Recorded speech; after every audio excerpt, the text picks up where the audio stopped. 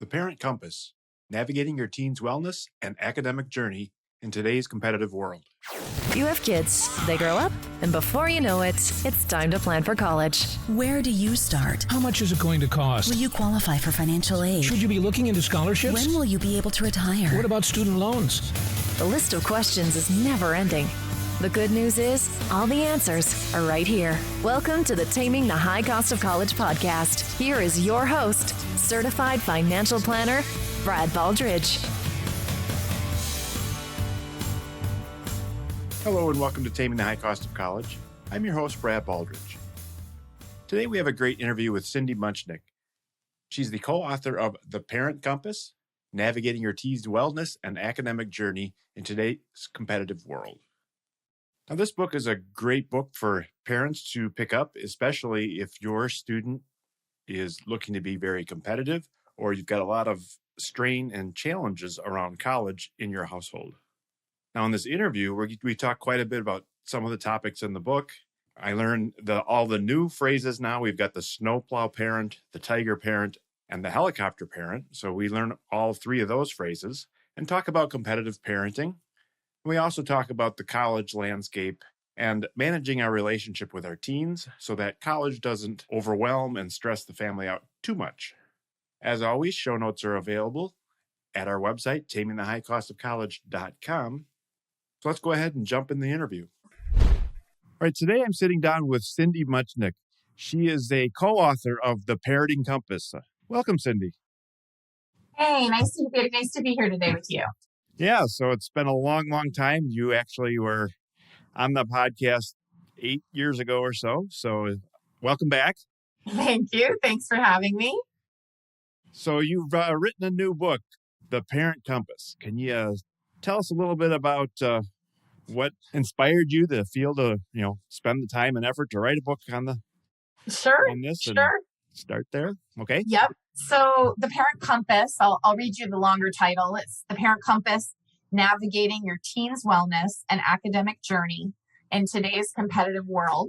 So this book was actually born out of a reaction originally to the Varsity Blues scandal, which was a couple of years ago when Mastermind was doing some pretty naughty things with parents trying to get their kids into elite colleges, and they were breaking the law and being sent to prison for forging, test scores, faking test scores, and getting kids recruited as fake athletic recruits. If you hadn't seen it in the headlines, I don't know if you were ever watching the news, but it was a pretty big deal. And I got together with a colleague and my co-author, Jen Curtis.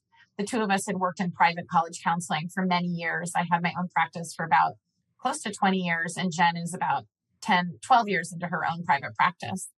And we decided together that it was important to get this book, The Parent Compass, written because we were noticing, even in our own practices, some of the bad parenting behavior that was creeping into the lives of these teens that we were working with. Not things that resorted to fraud and bribery, but definitely parents who were, micromanaging, speaking for their kids, pushing their kids into directions that kids weren't interested in, and adding greatly to the stress and kind of turmoil of their teen years. And we were seeing that play out often in our correspondence with parents and teens, or even in our own offices. So we just decided it was time to give parents a book on what are the right ways to behave as you're helping your kids through these really challenging years. And how can you do that while keeping their mental health, which is so important, as well as your parent-teen relationship intact before they have left your home. Right. Absolutely. I mean, I think it boils down to that old adage where, people talk about, well, I need to get my kid into the right kindergarten so that I can get him into the right grade school, so that I can get him into the right high school, so I can get him into the right college so that they can have the perfect life. I think that, that mentality is growing, at least in the segment of the world. I don't think it's, maybe it's only 10 or 20% of the world out there that's that focused on things. But because, it's starting to bleed into the popular culture in many ways, where we're trying to keep up with the Joneses, where somehow people think that there's only one path to success kind of thing. We call that competitive parenting. It starts at can start at a very young age in those kindergarten years. And it can be pretty dangerous and toxic if it, just is the only route that you as parents feel there is only one way to happiness for your kid. And it involves climbing and clambering and competing and stressing out your own family and your own child at what cost? And, the cost, in our opinion, becomes mental health, depression, anxiety, potentially suicide in teens, all the things that we would fear the most for our kids by trying to create this path that we think will lead to their, ultimate happiness. We're causing much more damage than we could ever imagine. And that is really, it's playing out in real time. I mean, we are told that, teens in the upper middle class, demographic today are at higher risk. They're basically considered high risk youth, higher risk than homeless and, higher risk than kids getting into drugs or alcohol or teen pregnancy is kind of the suicide, anxiety, and depression, oftentimes created by this excessive parental pressure. So, I mean, what a terrible result in efforts that we might believe are, based in love and in desire to help our kids and help them, achieve and succeed and all of those things. So in the Parent Compass, the very first chapter requires every parent reading this book to take a step backwards and reflect back on their own upbringing, their own biases, their own academic experience, the way they were parented, and to really deeply self-examine where their perspective is coming from and their partners. And so we have this pretty in-depth questionnaire that we ask of parents. And then we also have a teen questionnaire. It's the only place we ask teens to join the book. And that helps get the dialogue started between the parents and the teens in terms of some of the repair of damage that may have been done along the way, if that makes sense. Right. Absolutely. So I guess in general, what are some of the things that, families should be thinking about, or, what are some of the key areas that, parents need to be conscious of in this new world, so to speak, of, well, we've tried the high pressure that causes a lot of challenges. So how do we recognize when we're going down a path that isn't appropriate? Sure, that's a really good question. And it's broken down basically in our 12 or 13 chapters in the book, exactly the answers to that question. I would say a couple key highlights or takeaways might be to remind parents to appreciate the child they have in front of them for whatever that child brings to the table, whatever their interests may be, whatever their strengths and weaknesses are, to see and appreciate that child for who they are at whatever level academically they might be, and to lock into and appreciate and help foster what their interests are. Because we remind parents that we've all been teens already. We had our turn, and this round, it's not our turn, it's our kids' turn. And if we're trying to live vicariously, to live our lives through our kids and have them be these trophies, then we're really viewing this backwards. And so by asking good questions and really listening and honing into what makes our teens who they are and what makes them excited is one of the best gifts that we can give them in this journey, to let them know we hear them, we see them, we appreciate them. And as a talker my whole life, I've had to really learn and practice being a better listener. And we have a whole chapter dedicated to asking good questions and listening. Right, exactly. I think one of the, again, I perused the book. I haven't read it cover to cover yet, but some of the stuff you're talking about is how to have that stronger relationship with your teens, again, so that you can be there to help and not necessarily make things worse. And I think that's where, if you ask a typical teen, of course, they've got, mom always makes it worse because it's so embarrassing and whatever. But in the end, I think there's, better ways to go about things. And now that we've kind of realized where we are, it's time to start reevaluating some of the things that we're doing. But you actually have a couple terminology. So you mentioned in your book, you talk about the helicopter parent, But you also talk about the snowplow and the tiger parent. So those are two terms I haven't heard of. Helicopter parent's been around a while. What's the snowplow and the tiger, or what are all three? Yeah, there's a lot of, there's authoritarian and military parents too. There's a lot of different terms that we've used. So we know kind of the helicopter that, hovers around and is just constantly there, kind of micromanaging. And the snowplow is the term of the one that just paves the way, smooths the way ahead of the child. I almost think of those, what was it in the Olympics? They push across the ice, those, what are they called? The broom. They use a broom to like clear the ice. Okay, yeah, that's in the curling. The curlers, yeah. It's kind of like that. It's, plowing and paving the way.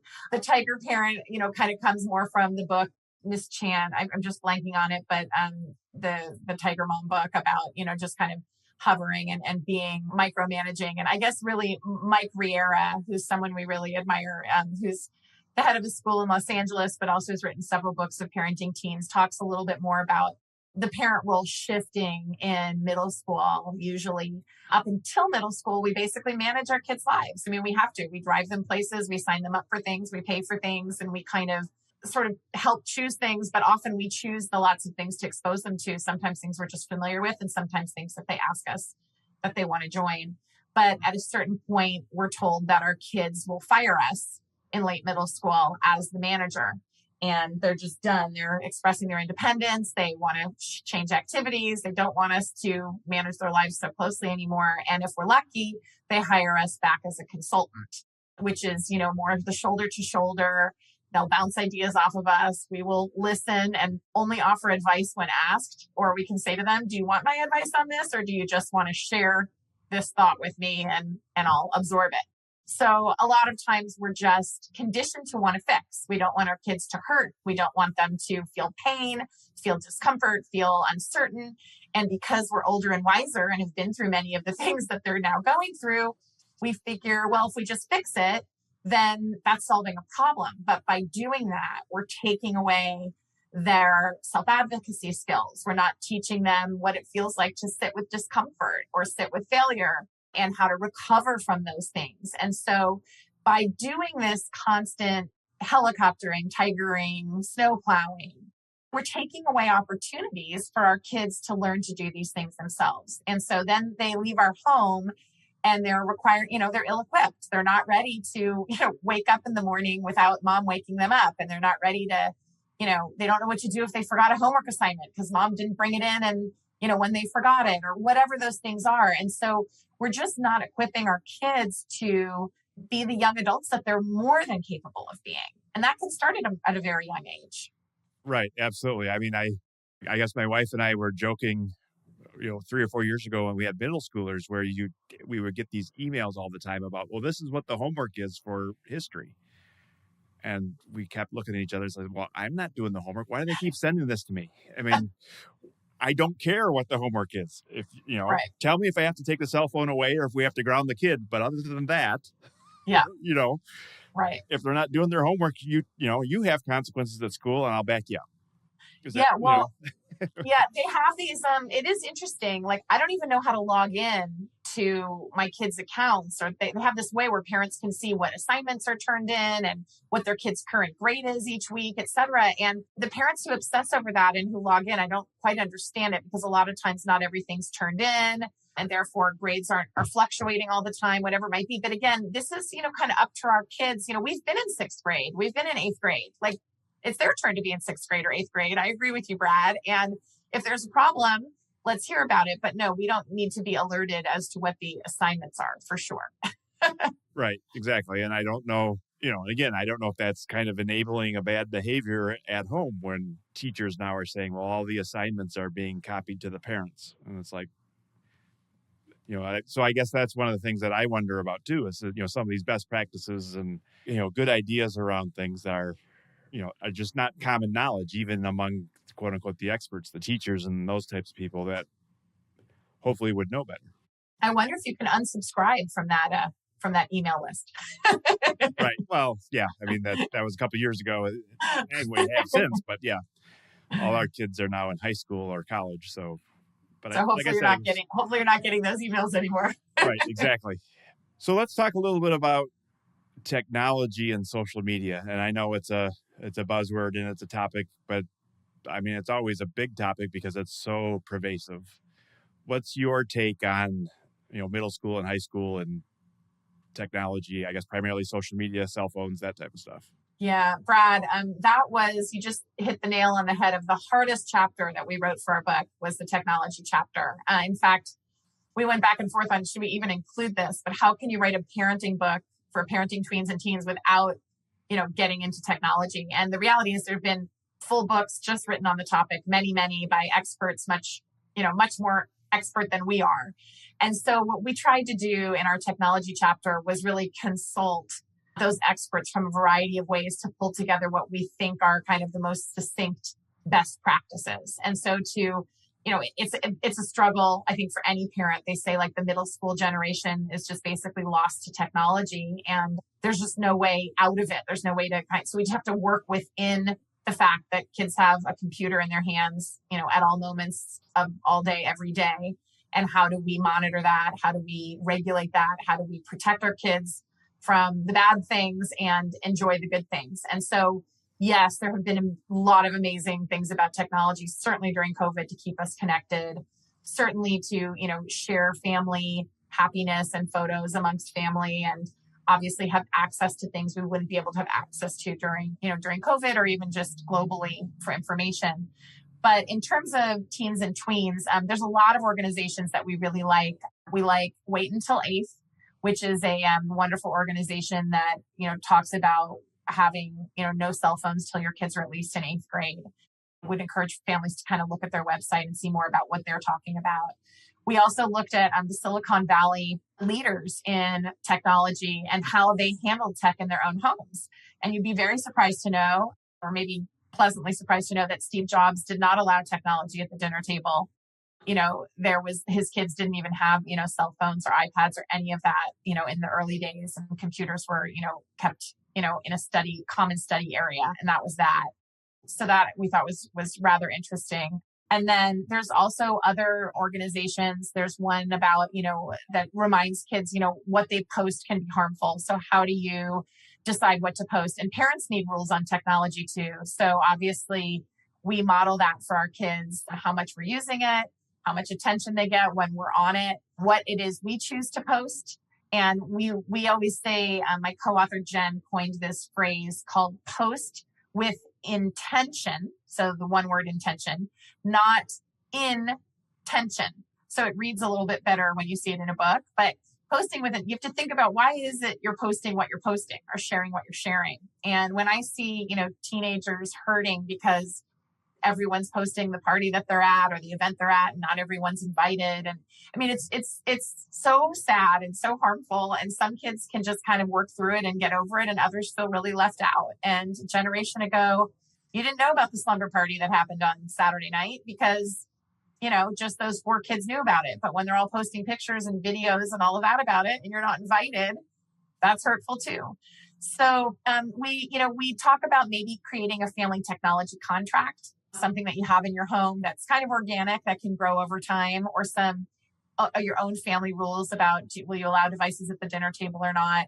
When can tech be good and when can tech be challenging? So we've kind of summed that up in about 15 pages in the book.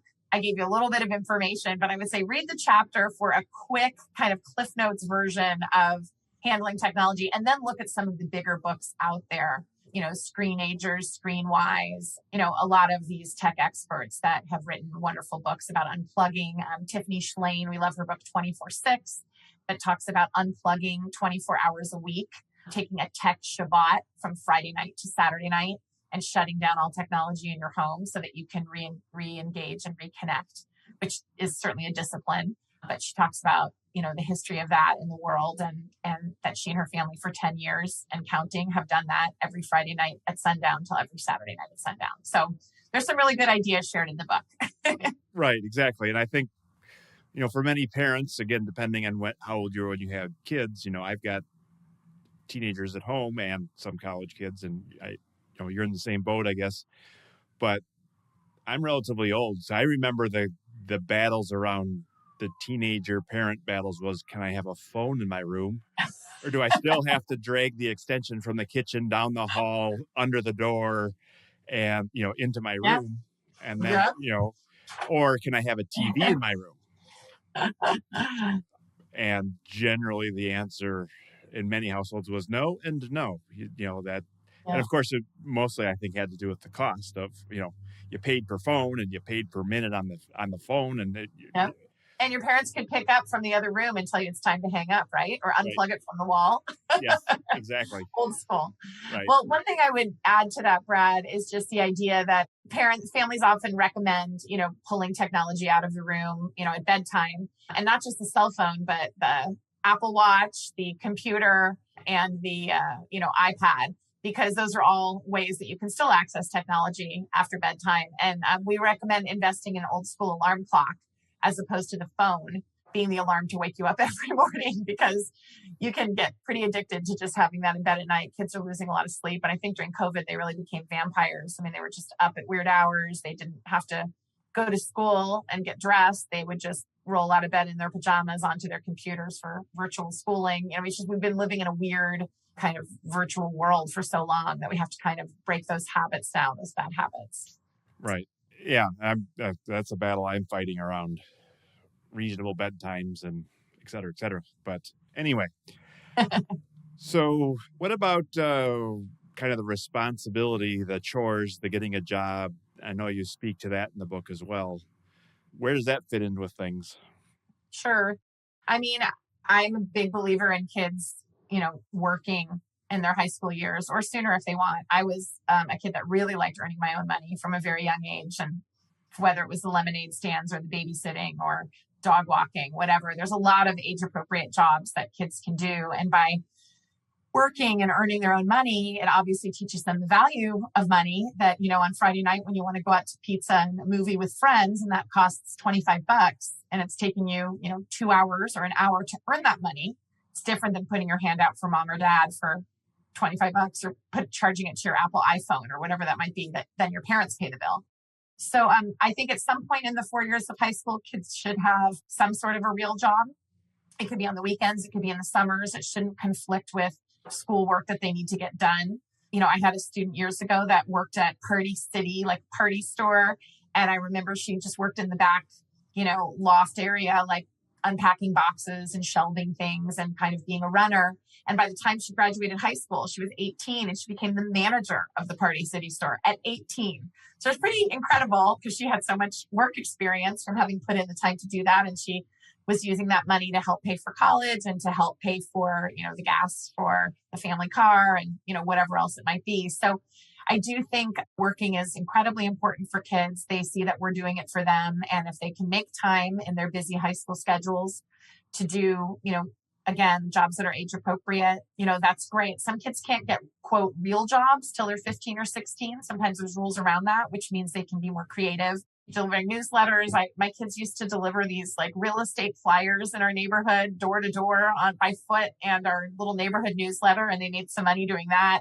I remember even at a very young age. So there are jobs to be found, and every neighborhood has their next door listserv where you can look for jobs or offer up your kids for different jobs. My daughter was doing some, of all things during COVID, some virtual babysitting, where she was teaching little ballet classes to kids in different cities while their parents were working at home and reading them books and doing craft projects over the screen. So you can get pretty creative brainstorming with your kids, ways that they can earn their own little living, fill their own piggy banks. Right. And I think that expands into the college planning process of, again, I've probably said this many times in the podcast in the past, but most students don't really understand the difference between $25,000 and $50,000 and $100,000 when it comes to paying for their education. Yeah. I mean, it's all just a big number that they've never seen before. But if they have some idea, they've actually done, dealt with the idea of, gee, when I go to a movie and go out for pizza and spend $35, I mean, I just spent everything I earned for the whole week in one fell swoop. And, maybe I did need to do that or whatever, right? Was it worth it or wasn't? They can kind of think back on that. Whereas if it's, mom's money or dad's money, it's always much easier. I had that. Well, Yeah, it's also a good opportunity, Brad. And you probably do this with your own kids because of your career, but we do it with our kids too. You can get your kids interested very early in investing and in the stock market and savings, and not just saving in a bank, but saving in a way where they watch their money grow as long as they'll leave it sitting still. And my kids are very interested in that just on their own. They spend a lot of time following, they each have their own E-Trade account. They like to put, their earnings in there, and they follow how it grows, and they talk about not just stocks, but one of my kids is very conservative, and he puts his money in the S&P 500 and just lets it sit there.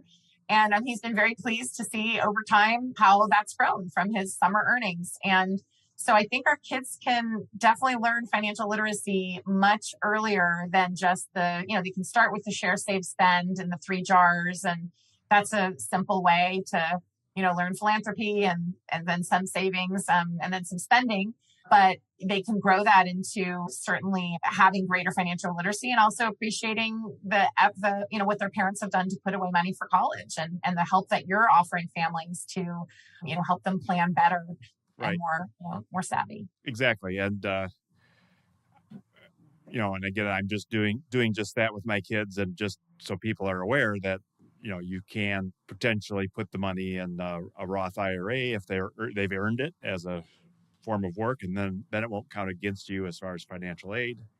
That may be a good thing to do. It may not. Again, it may not be then available for college or for the car or for whatever else that they're looking to do.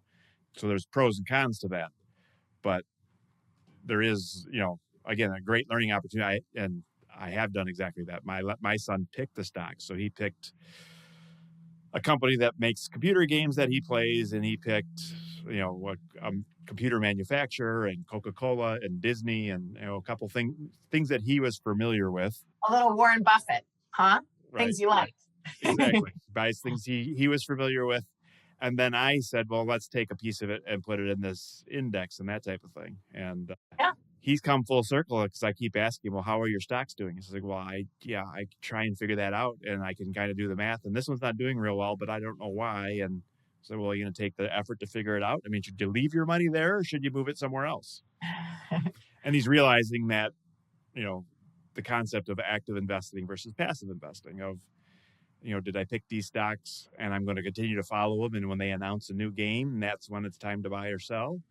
Or am I buying them for the long run? But that whole process of learning that stuff, I think, translates into, young adulthood. Well, first of all, college. When you're at college and you're trying to figure out where all your money's going, and you realize that going to Starbucks every morning and pizza every night instead of going to the Commons that you've already paid for is not, it works well if it's mom's credit card, not so well if it's your own money. Yeah. Some of those things. And then into young adulthood of, do you want to sign up for your 401k? Well, what's that and how does it work?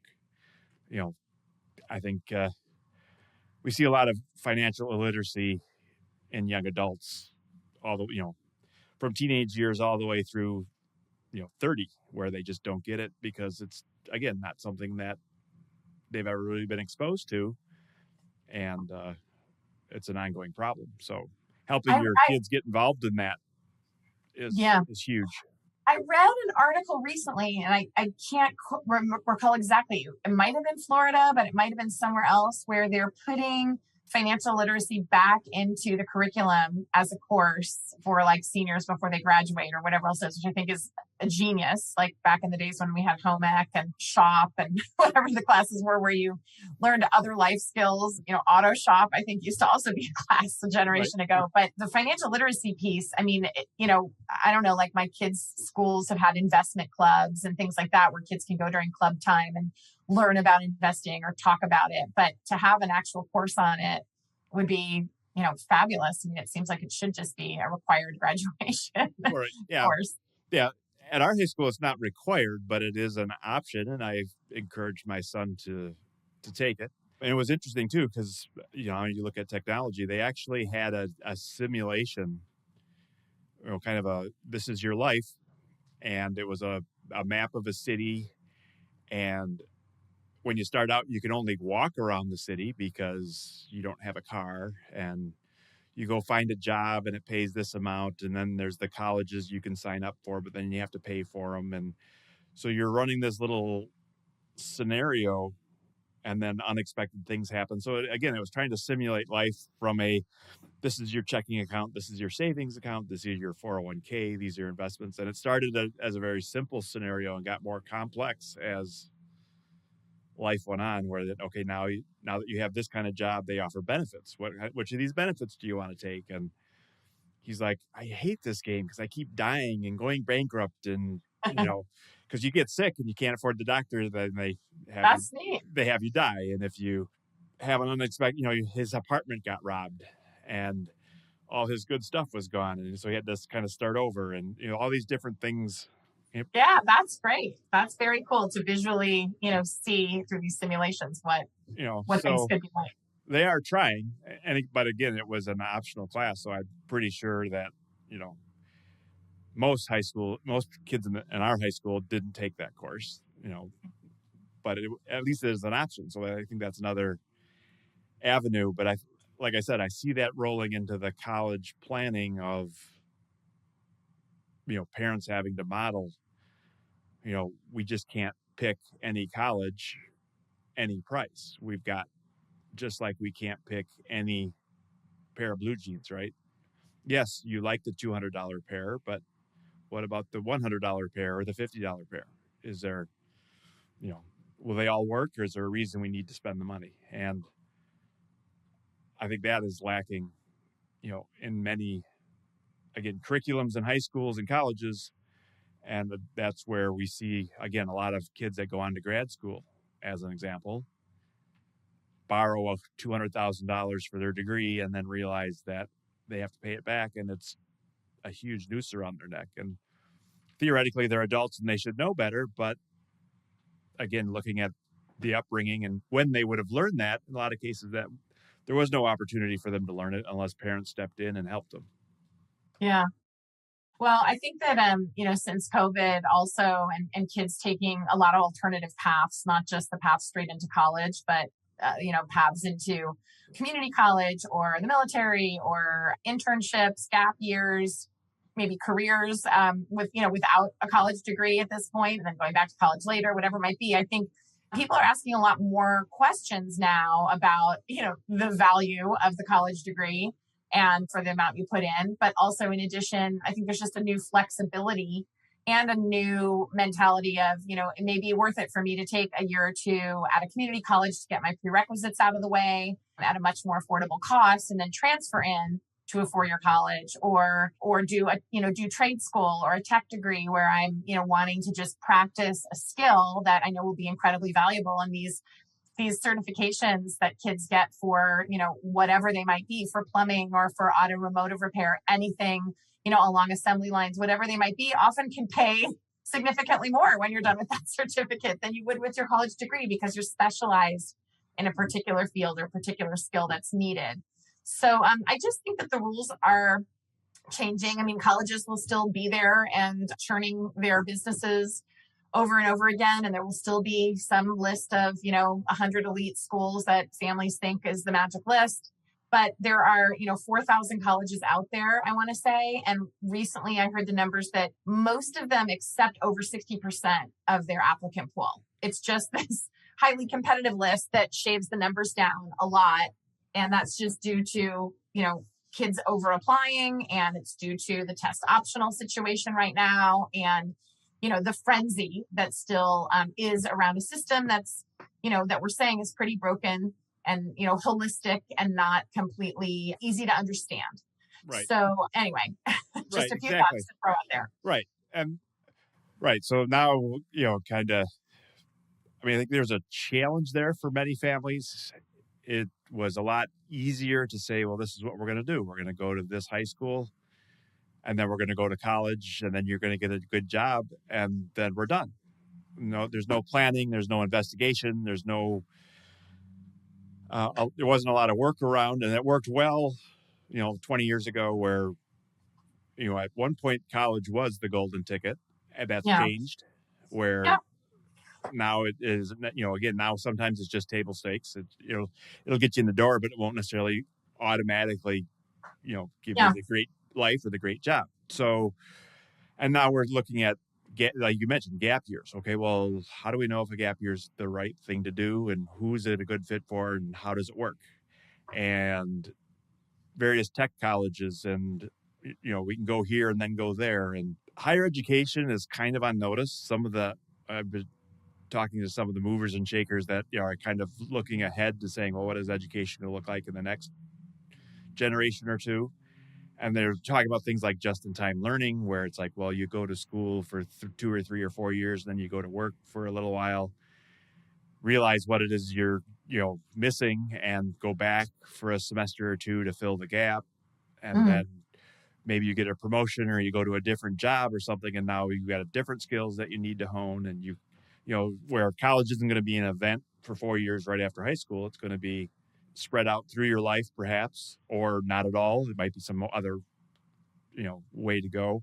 Coming up on a podcast, there are a couple of universities are piloting a 3-year degree, and it's it's not where they're taking 4 years of material and compressing it into 3 years. They're literally starting from the ground up and saying, if we've got 3 years, what would we put into the curriculum? What would we take out? And kind of reimagining what higher education might look like in a 3-year program. That's interesting. And they're trying to do it right. They're working with the accrediting bodies and all that kind of stuff. And, so that's going to be interesting how that unfolds. As long as the 3 years doesn't cost the same as the 4 years, right? Do you think it'll be a third less? Do you think it'll be a quarter less? I think it's likely. Again, but that's one of the things that they're working on, right? Is to say, well, higher education was those big challenges, right? I mean, the standard manufacturer says, we had 500 workers and we built 1,000 widgets 5 years ago. Now we have 400 workers and we built 10,000 widgets. We're getting much more efficient. The prices are coming down and everybody's happy. But nobody wants to go to that college that says, well, 20 years ago, we had 100 professors and 1,000 students. Now we've got 10 professors and 10,000 students. People would be like, oh yeah, that's efficient, but that's, I don't think that's what I'm looking for. I'm not looking for efficient. I'm looking for a good education, which is, a challenge in things like education and healthcare, where you do want that one-on-one attention and from somebody that is good at it. Well, guess what? Somebody that's good at it would like to be paid well. And it doesn't scale very well. So that's a big challenge that they're working on, of course. And so I think there's lots of change coming. The real challenge, I think, is the people that are here now. You can say, well, great, it's going to be better in 10 years. But I've got a junior in high school who's going to college in 2 years. So you got to kind of work on what we have to work on now. Yeah. Interesting. Well, we can refer back whenever parents want to. In the back of the Parent Compass, we have a resource guide.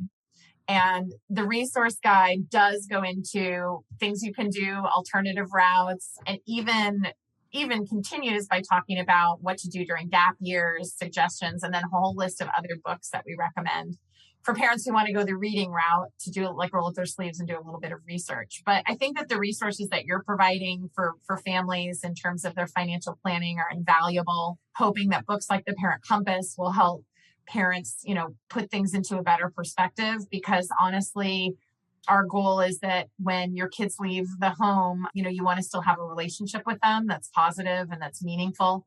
And quite frankly, a psychologist that we interviewed with told us, like, that's the only thing that you really have left when they go out the door is your relationship. So if you don't spend the time building that and creating that and having them feel connected and supported and seen and appreciated for who they are, then they're going to go back and look at, oh, my parent was just pushy and bossy, and just thank God I'm out of the house. And I never had a moment to breathe because they had all these dreams and wishes for me, and I could never reach their potential. And that's just got to be a pretty junky, awful feeling to have, right. When you actually leave home. So, I've got 4 kids. I have 2 that are launched and 2 that are in high school. And, I like to spend time with them. I hope they like hanging out with us. I hope they want to still hang out with us a bit when they're gone. And there is nothing better than that time that you do get to spend once they're young adults and you see them as functioning people out there in the world that still want to spend a little bit of time with you. So that hopefully is many of our goals. Right. Absolutely. And right. You get to the highest level is everything we're talking about is tricks and tips and tactics. But in the end, our ultimate goal, right, is happy, functioning kids that add to society and hopefully come home for Christmas. I mean, that's and hopefully are doing something they enjoy doing, right? Exactly. Or continuing to find things that they enjoy doing. I mean, I also don't believe that, you and I spoke offline a little bit earlier about, what do you want to be when you grow up and the question of career. And I think, as we all know, it's not a straight line. We can, create lots of you can have multiple careers in a lifetime in lots of different directions. So whatever you think you're studying in college may not even apply to what you're doing in the real world. And what you start doing in the real world can lead to multiple other directions that you go. And, a generation ago, it was like business school, law school, accounting, really directed and really specific and really focused. And now there's just so much more flexibility and creativity. And I don't know what amount of our population is working from home now, Brad. I don't know what the numbers are these days, but even that is going to impact or has impacted the workforce and the future workforce for our kids.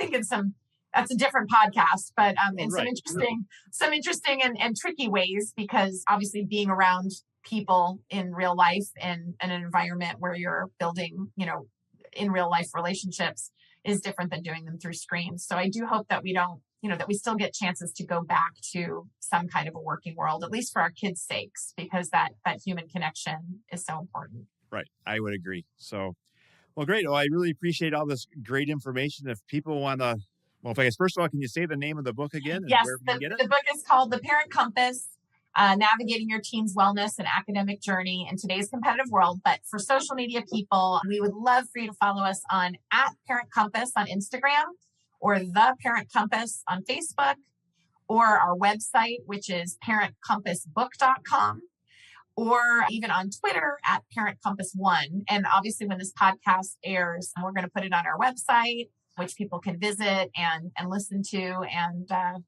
we just hope that you enjoy the book. And, we have a book club guide that can be downloaded also off of our website for families. We found that there groups of parents are wanting to get together for little self-improvement sessions, and choosing the book as a monthly book club read, and then talking about it and how it impacts their own parenting and mistakes and good choices that they've made to sort of help build your own parent village. And I think that's also really important, Brad, that you surround yourself with a couple like-minded parents that can kind of help you through these tricky years too. People you can bounce things off of who genuinely care about your kids too, are not competing with your kids and your family, but are just there as good people to kind of know that we're all in this together. Yeah, I agree that, that works well in lots of areas around parenting and college and everything. Another quick question, since this is obviously audio, is your book available as a audio book? Oh yeah, it is an audio book. So if you want to listen to The Parent Compass, you can go to Audible or even on Amazon. I think that links maybe to the Audible as well. So if you prefer to listen or listen in high speed, get through it even quicker. I think it's a 6.5 hour read. But my daughter likes to listen to books faster. So, so if you want to do that, you can listen on walks or hikes or whatnot as well. And if anyone wants signed copies, we're happy to send book plates out. So just message us. And if you do a book club, we also do pop-in visits for those on Zoom. So if you ever want to talk to one of us, Jen Curtis, my co-author, or myself, we'll do that too. So please reach out, please follow. And if you really like the book, please review it. That's the best gift you can give an author, actually, is a book review. Right. Absolutely. Well, great. It was great talking to you, and we'll stay in touch. Thanks, Brad. All right. That was a great interview. As always, show notes are available at tamingthehighcostofcollege.com. We'll have links to the book and all the other great resources that Cindy has provided. As always, we appreciate it if you can leave us a review in iTunes or wherever it is that you're getting your podcast. That's all we have for today, and we will see you next week. Thank you for listening to the Taming the High Cost of College podcast. Now it's time for you to take action. Head to tamingthehighcostofcollege.com for show notes, bonus content, and to leave feedback for Brad. The next step on your college journey starts now. Brad Baldridge is a registered representative of Cambridge Investment Research. and an investment advisor representative of Cambridge Investment Research Advisors, a registered investment advisor. Securities are offered through Cambridge Investment Research Incorporated, a broker-dealer and member of FINRA and SIPC. Brad owns two companies, Baldridge Wealth Management and Baldridge College Solutions. The Baldridge companies are not affiliated with Cambridge Investment Research.